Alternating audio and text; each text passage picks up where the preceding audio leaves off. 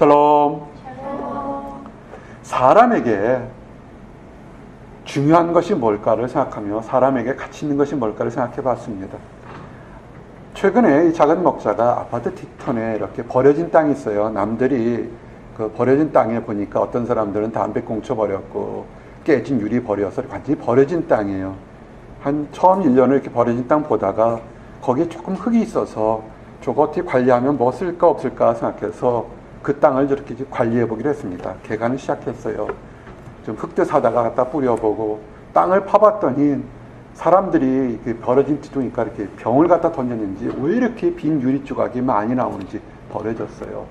그래서 버려진 땅에 이렇게 흙을 심고 씨앗을 심고 이렇게 팔랑개비도 심었어요. 아주 팔랑개비, 파란색, 그린색 팔랑개비가 있고 하나는 아주 이쁜 무지개색 팔랑개비가 있는데 바람이 불면 한 팔랑개비는 아주 열심히 돌아요. 네덜란드 풍차처럼 정말 이쁘게 돌아요. 근데 한 팔랑개비는 돌지가 않는 거예요. 가서 후 불어보면 도는데 돌지가 않아요. 불량품인지 뭔지. 그러다가 오늘 깨달았어요. 왜 한쪽 팔랑개비, 예배 끝나고 사진 보여드릴게요. 한쪽 팔랑개비는 참 잘 도고 있는데 하나는 안 도냐 봤더니 한쪽 팔랑개비는 날개가 6개고 이쪽에 이쁘고 모양은 이쁜 팔랑개비는 날개가 5개예요. 뭔가 하나가 빠졌어요. 그래서 빠졌기 때문에 바람이 불어도 그것을 바람을 이용하지 못하고 나가는 겁니다. 문득 무슨 생각을 했냐면 우리 삶 속에서 하나님이 축복이라는 은혜를 바람을 성령의 바람을 계속 불어주는데 언제 내가 그런 축복을 받았는지 모르는 사람들이 있을 때 왜 모를까? 왜 저 사람은 어제도 오늘도 똑같이 하나님께서 성령의 축복을 주는데 왜 깨닫지 못할까 생각해보니까 무엇이 빠졌을까? 왜 깨닫지 못할까 생각해보니까 하나가 빠지면 마치 팔랑개비 날개 중에 하나 빠지면 그런 것처럼 될 거라는 생각을 해봤습니다. 그것이 뭐냐면 감사라는 것입니다. 감사, 찬양, 헌금, 구제, 봉사, 예배, 선교 우리 수없이 많은 신앙생활 하는데 하나 감사가 빠지면 팔랑개비가 은혜의 팔랑개비가 제대로 돌지 못할 것 같습니다. 그래서 말씀을 찾아봤습니다. 시편 136편 여러분이 나중에 성경을 보시든지 지금 보셔도 좋지만 136편 1절부터 26절에 핵심 메시지가 계속 이렇게 반복해 돌고 있습니다. 여호와께 감사하라 그는 선하시며 그의 인자하심이 영원하미로다 라고 시작한 1절부터 시작해서 26절에는 하늘의 하나님께 감사하라 그의 인자하심이 영원하미로다. 아멘. 즉 뭐냐면 감사하라 그 인자하심이 영원하리다는 그 감사하라 그 인자하심이 영원하리다가 26번 반복되고 있는 것입니다. 정말 재밌는 구절이고 정말 중요한 것입니다. 그래서 오늘 여러분들에게 감사할 때 대체 무엇을 감사하며 어떻게 표현해서 우리 삶이 정말 작은 미풍이든 큰 미풍이든 하나님이 분명히 여러분을 터치하고 있는데 그것을 어떻게 깨달을 수 있을까 이런 말씀을 통해서 찾아보기를 원합니다. 첫 번째 우리가 감사할 것이 뭐냐면 이 세상에 많은 신들, 잡신들이 있어요. 귀신들도 있고 여러분이 믿거나 말거나 여러분의 의지대로 되지 않는 수없이 많은 것들 중에 우상들, 가짜 신들이 있습니다. 하나님은 뭐라고 얘기를 하냐면 사람들은 가짜 신이나 우상들을 보고서 그것이 어떤 초능력을 갖다 할지 모르겠지만 그런 가짜 신 말고 나는 신 중의 신이요 참 신이고 정말 뛰어난 신이니까 그것에 여러분들이 감사라는 것입니다. 여러분이 오늘 믿고 있는 하나님은 신들 중에 신이요 가장 뛰어난 하나님이니까 감사한데 그 감사한 하나님이 어떠냐면 인자하심이 풍부하다는 것입니다. 인도라든지 또는 어떤 절에 가보든지 아니면 다른 이상한 신들 보게 되면 신이라고 섬기는 그 모습들을 본 적이 있어요. 화보라든지 사진으로. 너무 무시무시해요. 손과 발이 한 10개, 20개 되고 눈은 왜 이렇게 찢어지게 부릅떠 있으며 이빨은 왜 이렇게 날카롭게 있으며 이게 동물원의 사자보다 더 무서워요. 그런 거를 갖다 놓고 신이라고 섬기고 있다고요. 그러면서 그 신을 섬기기 위해서 때로는 짐승을 죽이거나 어떤 경우는 자식을 죽이고 바치는 정말 끔찍한 일들을 한다고요. 그러면서 그거를 신들에게 제물을 드린다고 그런다고요. 왜 이렇게 신들이 무서울지 모르겠어요. 근데 우리의 하나님 뭐냐면 자비하신 하나님이라고 그런다고요. 그 자비에 대한 얘기를 좀 계속 하기를 원합니다. 그래서 오늘 말씀에 나왔던 그 말씀 2절 3절에서 신들 중에 뛰어난 하나님께 감사하라, 주들 중에 뛰어난 하나님께 감사하라, 감사하는데 왜냐하면 그 인자하심이 영원하다는 겁니다. 한순간만 내가 잘할 때만 나에게 자비, 멀시를 베푸는 것이 아니라 여러분이 잘했을 때든 못했을 때든 그 모든 것에도 여러분에게 자비, 인자를 베푼다는 것입니다. 그러면서 이 신들 중에 뛰어나다고 하는데 얼마만큼 뛰어나냐 그러면 4절 5절에 천지를 창조하신 하나님인 만큼 그렇게 뛰어나다는 것입니다. 홀로 큰 일을 행하신 이에게 감사하라, 그 인자하심이 영원함이로다. 지혜로 하늘을 지으신 이에게 감사하라, 그 인자하심이 영원함이로다. 라고 이렇게 시편 136편 4절 5절에 되어 있고 6절부터 9절까지 땅을 물 위에 펴시니 큰 빛들을 지으시니 해로 날을 주관하게 하시니 달과 별들로 밤을 주관하신 이에게 감사하라. 즉 천지 창조하신 하나님께 감사라는 것입니다. 참 재밌는 거죠. 그렇게 천지 창조를 하신 하나님이 나와 무슨 관계가 있냐면 인자하심으로 서로 연결되어 있다는 것입니다. 여러분들이 이 보스턴에 뛰어난 사람들, 위대한 사람들, 능력 있는 사람들 많습니다. 텔레비전도 많고. 근데 여러분들과 무슨 관계가 있을까요? 어떤 사람은 그 뛰어난 사람이 여러분의 지도교수가 될 수도 있고, 친구가 될 수 있고, 또는 다른 동역자가 될 수 있습니다. 우리는 그런 사람들, 야, 대단한 사람 그런다고요. 내가 부족해도 나와 뛰어난 사람이 연관되어 있으므로 내가 은혜를 받을 거나 또는 축복의 부스러기를 얻을 수 있지 않습니까? 근데 성경은 뭐라고 그러냐면 천지를 창조하시고 뛰어나시고 위대하신 하나님이 나와 여러분에게 인자함으로 연결되어 있다는 것입니다. 멀시로 연결되어 있다는 것입니다. 어떻게 했냐면 애굽에서 이스라엘 백성들을 끄집어낼 만큼 우리에게 은혜를 주셨다는 것입니다. 시편 136편 10절 16절 성경을 나중에 보세요. 천천히. 그 중에 10절이 뭐냐면 애굽의 장자를 치신 이에게 감사하라 그랬습니다. 이 문맥을 성경을 이해하지 못하면 애굽의 장자를 죽인 하나님이 왜 그렇게 감사를 할지 모르겠지만 애굽에 10가지 재앙을 내렸던 것은 그것은 신과 신의 싸움이에요. 처음에 우리가 파리를 보낸 거, 물을 피로 변하는 거. 왜냐하면 애굽 사람들은 물을 나일강의 신으로 여겼다고요. 파리도 신으로 여겼고 태양이 가리는 것. 내일 우리가 미국에 개기일식이 일어난다고 지금 난리가 났죠. 그죠? 애굽 사람들 신에 가장 정점 있는 건 뭐였어요? 태양신이라고요. 신과 신을 하나님이 태양을 개기일식은 우리가 눈에 보는 건 몇 분밖에 모르지만 하루 종일 완전히 태양이 사라졌다고요. 그건 자연현상이 아니라고요. 10가지 재앙들은 뭐냐면 신과 잡신들과 영원한 여호와 하나님의 신과의 싸움에서 하나님이 그 신들을 맞게 한 거라고요. 그러면서 애굽의 황제들은 뭐냐면 나는 태양신의 아들 바로의 아들이기 때문에 특별한 생명력을 가졌다고 할 때 하나님은 그것이 아니라는 걸 보여서 장자를 쳤던 것입니다. 그래서 그들은 어떻게 했습니까? 애굽에서 인도에 냈죠. 바로의 군대가 이거는 자연현상이다, 말도 안 된다 하고 그들을 쫓았을 때 홍해가 갈라졌다고요. 이건 자연현상이다. 이스라엘 백성들이 저 종과 노예가 건너갔으니까 우리가 건너갈 거라고 하나님을 시험했을 때 어떻게 됐습니까? 이스라엘 백성들은 어린아이와 소와 다른 짐승들 싣고 느리게 걸어갈 때도 홍해가 갈라져서 기다리고 있었지만 아주 빠른 말과 마차와 전차를 들고 사람들이 기병들이 달려들었을 때 그 수많은 애국의 병사들은 하나도 홍해가에 살아남지 못했다고요. 하나님의 능력으로 구원하시면서 그 큰 구원이 누구에게 해당되냐면 나와 여러분에게, 그리고 그 당시에 이스라엘 백성에게 선택적으로 인자하심을 보여줬다는 것입니다. 이것이 축복인 것입니다. 우리가 이것을 감사해야 된다는 것입니다. 그러면 이렇게 얘기하는 사람이 있어요. 까칠한 사람들이.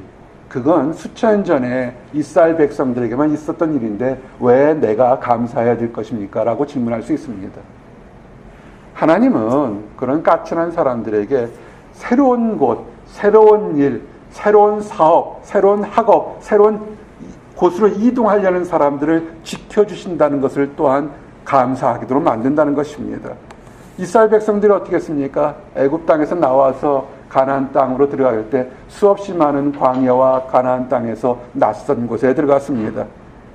그럴 때 어떻게 했습니까? 시편 136편 17절부터 20절에 보면 큰 왕을 치신 이에게 감사하라. 유명한 왕들을 죽이신 이에게 감사하라. 아모리 왕 시온을 죽인 이에게 감사하라. 바산 왕 옥을 죽인 이에게 감사하라. 우리가 가야 하는 땅, 우리가 살아야 하는 땅에 적들이 있었을 때 하나님께서 그 적들을 다 쫓아내 주셨다는 것을 기억하시기 바랍니다.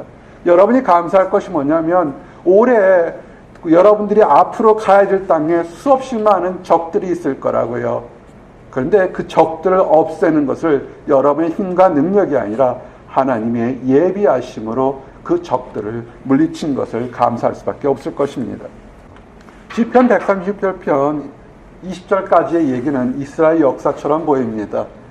한 민족이 감사할 수밖에 없는 것들이 있는데 좀 개인적인 얘기를 하나 할게요. 이제는 요셉을 알게 됩니다.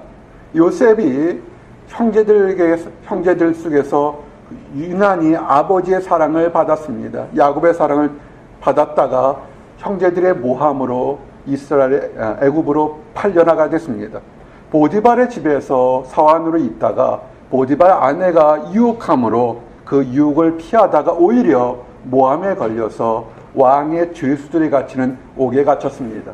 신분이 점점 나빠진 거죠. 사랑받는 아들에서 사환으로 쫓겨갔다가 사환에서 왕의 죄수로 완전히 신분이 쫓아가고 언제 죽을지 어떻게 될지 아무도 모르는 곳에 있었을 때, 그러나 이 요셉은 하나님을 믿고 신뢰했을 때 거기서 하나님의 자비, 인자감이 넘쳤다는 것을 알 수 있습니다.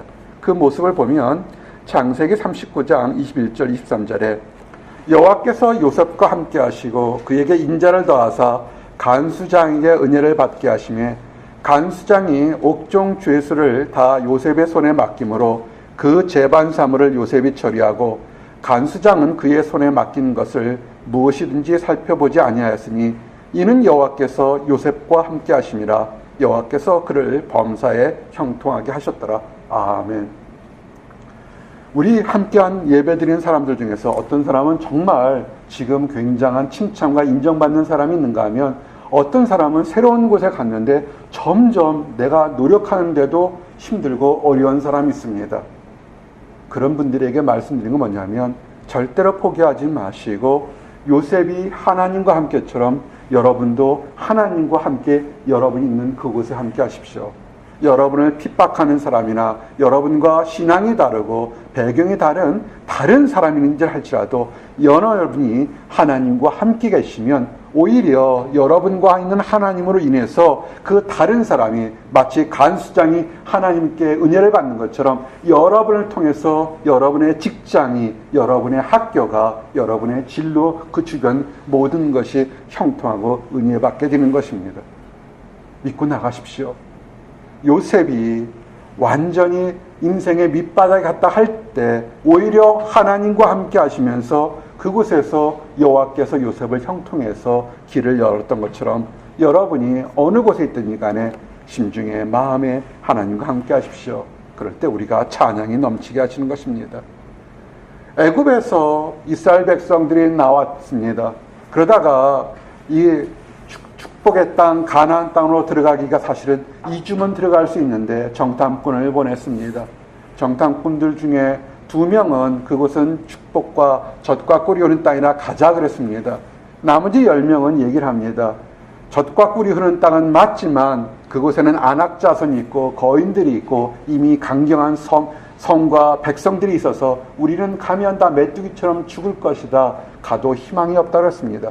아직 가보지 않은 땅에 한 사람은 말씀에 따라서 하나님이 약속을 주니까 갈렙과 여호수아는 가자, 하나님의 축복을 얻을 거다. 나머지 10사람은 그렇지 않다고 그러는 것입니다.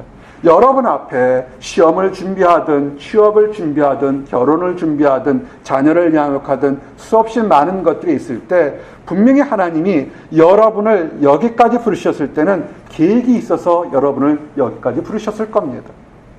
계획이 없는데 왜 보스턴에 부르셔서 이렇게 힘들고 어렵고 도전과 기도와 간구를 하게 하겠습니까? 이유가 있는 겁니다.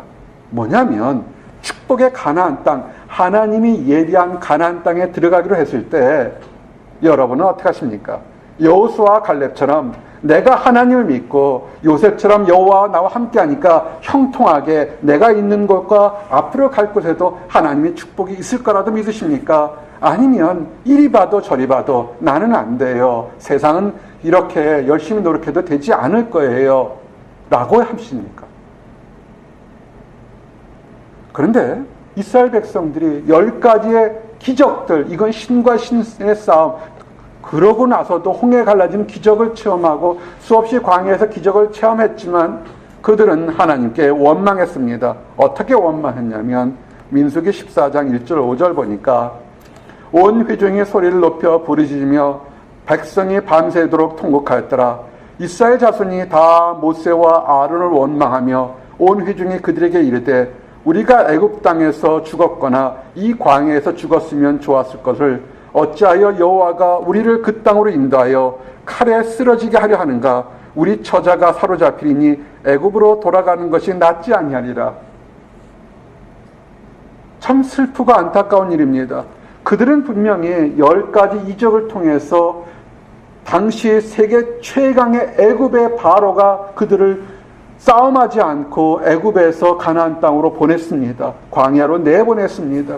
나중에 마음이 변해서 애굽에서 가장 빠른 전차를 통해서 기병을 통해서 그들을 다 죽이려 오는 것을 분명히 보았지만 홍해가에서 여호와 하나님께서 그들이 모든 애굽 백성을 죽이는 것을 보았습니다. 그리고 광야에서 그들이 물이 없어 할 때 물이 터져 나오고 먹을 것을 보셨지만 아직 가보지 않은 땅, 들은 얘기 하나 가지고 그들은 밤새도록 통곡을 합니다. 그들이 애굽 땅에서 나와서 홍해를 갈라서 했던 것은 뭐냐면 모세의 누이가 미리암이 소고를 치면서 하나님께 찬양했을 때 부녀자들이 찬양한 것은 전부지만 그들이 밤새도록 하나님께 찬양하지는 않았습니다. 참 신기해요. 하나님을 믿고 하나님을 섬긴다고 하는데 안 믿는 사람, 믿는다고 하면서도 나약하고 부정적인 얘기하는 사람 얘기는 듣고 어쩜 그렇게 밤을 새워가면서 울면서 초조하게 하는지 감사를 따랐습니다. 감사해야 될 순간에 이 감사를 멀리해버렸습니다. 그러면서 아직 전쟁해보지도 않았잖아요. 아직 가보지도 않았잖아요. 그들은 입으로 이미 선포합니다. 우리는 다 죽을 거다. 우리 아내들은 다 뺏겨서 노예든 다른 쓸데없는 부끄러운 일을 당할 거다. 차라리 그럴 바에는 애굽으로 돌아가자.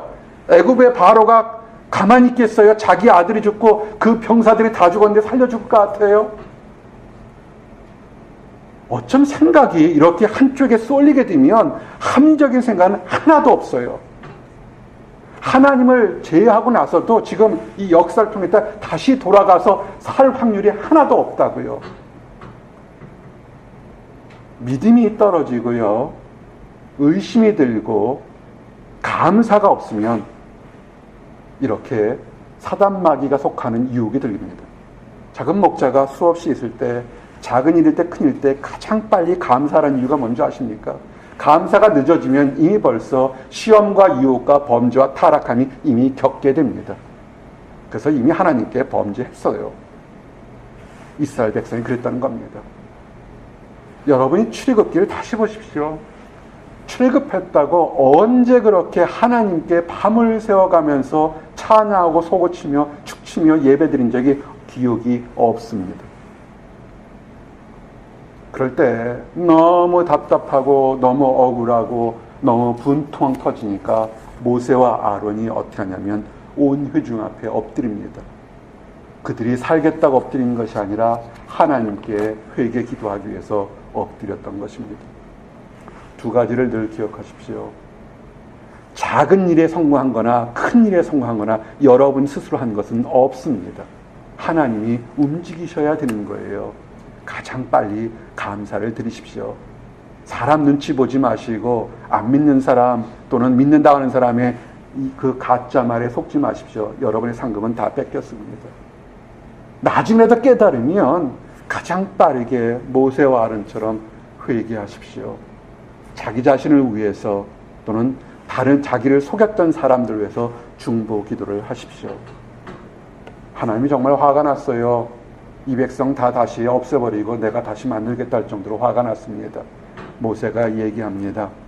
민수기 14장 18절 19절 여호와는 노하기를 더디하시고 인자가 많아 죄악과 허물을 사하시나 형벌 받을 자를 결토코 사하지 아니하시고 아버지 죄악을 자식에게 아파 3세대까지 이르게 하리라 하셨나이다. 구하옵나니 주의 인자의 광다하심을 따라 이 백성의 죄악을 사하시되 애굽에서부터 지금까지 이 백성을 사하신 것 같이 사하시옵소서. 아멘. 모세가 뭘 가지고 지금 그 괘씸한 은혜를 배덕한 이스라엘 백성들을 위해서 중보기도한 건 뭐냐면 우리가 잘한 것 정말 하나도 없습니다. 믿는다고 하면서 하나님께 대적하고 반대한 거 하나도 없지만 하나님은 자비하지 않으십니까? 용서해 주십시오. 죄인들을 용서했던 것처럼 하나님 한 번 더 용서해 주십시오라고 기도했던 것입니다. 우리가 작은 일, 큰 일이 이루어질 때 감사하는 것과 또한 아버지 하나님 앞에서 내가 잘못했다고 회개 기도하는 그 자체가 감사가 될 수 있다는 것입니다. 여러분, 이것이 축복입니다. 여러분 삶을 돌아봐서 지금 승리하는 거 있으면 감사하십시오. 실패하는 거 있을 때 오히려 그럴 때 하나님 내가 부족해서 하나님 보시기에 뭔가 부족해서 실패했으니 용서하시고 하나님께 찬양할 수 있도록 감사할 수 있도록 귀를 달라고 기도하시기 바랍니다. 성경은 뭐라고 그러냐면 시편 146편 23절 24절 오늘 주신 말씀에 우리를 비천한 가운데에서도 기억해 주신 이에게 감사하라. 그 인자하심이 영원함이로다. 아멘. 세상은 어떻습니까? 한번 자랐다가도 삐끗하면 영원한 죽은 곳이 식어서 사람을 무시합니다. 여러분은 괜찮게 잘지만 사람들은 10년 전, 20년 전 일을 기억해서 참으로 징계하는 것이 세상에 그런 것들 참 많습니다. 근데 성경은 뭐냐면 우리를 비천한 가운데 남보다 부족하고 연약하고 실패하고 넘어져서 슬퍼하는 가운데 있지만 그 사람들을 기억해 주시고 회복시켜 주려고 노력하는 하나님께 감사라는 것입니다. 난 이런 하나님을 정말 찬양할 수밖에 없습니다. 생각해 보세요. 지금 우리 주변에 세상 사람으로서 비천해지고 연약해진 사람을 기억해서 그 사람을 격려해 주는 사람이 얼마나 있겠습니까? 우리의 부모나 우리의 혈육이라든지 나의 사랑하는 남편과 아내에 의해 그런 친구 몇 명 빼기는 별로 많지 않을 거라고요. 근데 비천한 가운데 있는데도 기억해 주시는 그 하나님을 감사하는 이 고백은 우리 모든 사람의 고백이 될 수밖에 없습니다.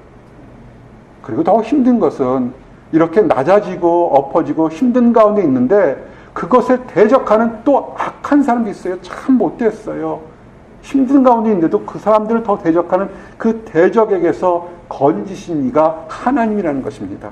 24절 보니까 우리를 우리에게 대적에게 건지신 이에게 감사하라. 그 인자하심이 영원함이로다. 아멘. 우리를 보호하시는 하나님이 있으심을 믿고 나가시기 바랍니다. 우리가 심정적으로, 마음적으로, 환경적으로 연약해질 때도, 우리의 비천할 때도 너는 나의 사랑하는 딸이야, 너는 나의 사랑하는 아들이라고 지켜세우면서 격려해 준 하나님이 있다는 것을 늘 기억하시기 바랍니다. 여러분은 결코 혼자가 아닙니다. 그리고 또 한 가지, 이 보스턴의 물가가 비싼 것처럼 먹고 마시는 건 정말 중요합니다. 하나님은 여러분의 필요를 아시고 하나님은 여러분에게 만나를 주십니다. 25절 26절 오늘 우리가 찬양했던 것처럼 모든 육체에게 먹을 것을 주신 이에게 감사하라. 그 인자하심이 영원함이로다. 아멘. 가짜 신들이나 사이비 교주나 이런 것 합니까? 뭘 자꾸만 바치라고 그러잖아요. 하나님 어떻게 합니까? 네가 힘든 걸 아니까 내가 너에게 필요한 것을 줄 테니까 너는 한 가지를 해라. 감사하고 찬양하라는 것입니다. 왜 이런 하나님을 우리가 찬양하지 않겠습니까? 찬양할 수밖에 없습니다. 그래서 마지막 절이 뭐냐면 하늘의 하나님께 감사하라. 그 인자하심이 영원하리로다. 아멘. 다윗이 인생을 살면서 찬양할 수밖에 없었던 것이 뭐냐면, 그리고 그가 복을 받으며 큰 소리 쳤던 것이 뭐냐면 한 가지였습니다. 시편 21편 6절 7절 보니까 그가 영원토록 지극한 복을 받게 하시며 주의 앞에서 기쁘고 즐겁게 하시나이다. 왕이 여호와를 의지하오니 지존하신 이의 인자함으로 흔들리지 아니하리로다. 아멘. 여러분이 기쁘고 즐겁게 사는 인생의 축복의 그 가장 기본은 뭐냐면 하나님을 의지하라는 것입니다. 다윗이 왕을 의지하니까 하나님께서 그에게 축복을 주셨다는 것입니다. 여러분이 좋은 날이나 힘든 날이나 하나님을 의지하십시오. 근데 하나님을 의지하는 가운데 또 마음이 예민해져서 이런 사람이 있습니다. 내가 하나님을 알지 못하던 젊은 시절에, 안다고 하지만 그 젊은 시절에 내가 허랑방탕하게 세월을 낭비하거나 하나님 보시기에 사람들 보기에도 부끄러운 짓을 했는데 나 같은 사람도 하나님을 찬양하고 의지할 수 있습니까? 라는 질문을 할 수 있습니다. 젊기 때문에 실수도 할 수 있습니다. 시편 25편 7절에 이런 고백이 나오게 됩니다. 여호와여, 내 젊은 시절의 죄와 허물을 기억하지 마시고 주의 인자하심을 따라 주께서 나를 기억하시되 주의 선하심으로 하옵소서. 아멘. 철없던 시절에 죄와 허물이 있을 수 있습니다. 그러나 하나님은 그것을 인자하심에 따라서 용서하시고 새롭게 기억하실 수 있는 것입니다. 그래서 우리는 하나님 안에서 멸망당하지 않습니다. 예레미야가 3장 22절 25절 말씀처럼 여호와의 인자와 긍휼이 무궁하심으로 우리가 진멸되지 아니함이니이다. 이것들이 아침마다 새로우니 주의 성실함이 크시도소이다. 내 심령에 이르기를 여호와는 나의 기업이시니 그러므로 내가 그를 바라리라 하도다. 기다리는 자들에게나 구하는 영혼들에게나 여호와는 선하시도다. 아멘.